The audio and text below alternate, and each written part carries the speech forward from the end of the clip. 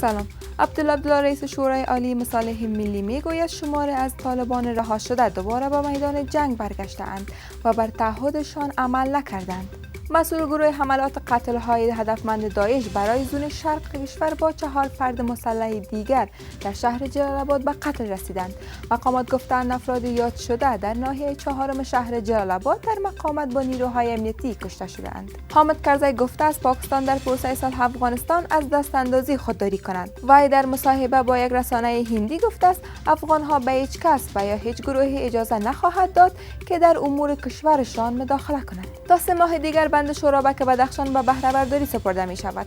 این بند بالای دریای کوکچه ساخته می شود که 23 مگاوات برق تولید خواهد کرد. و اداره احصایه و معلومات می گوید تاکنون 1 میلیون تذکره الکترونیکی توزیع شده است. بر بنیاد معلومات این اداره اکنون 47 مرکز توزیع تذکره های الکترونیکی در کشور کار می کنند.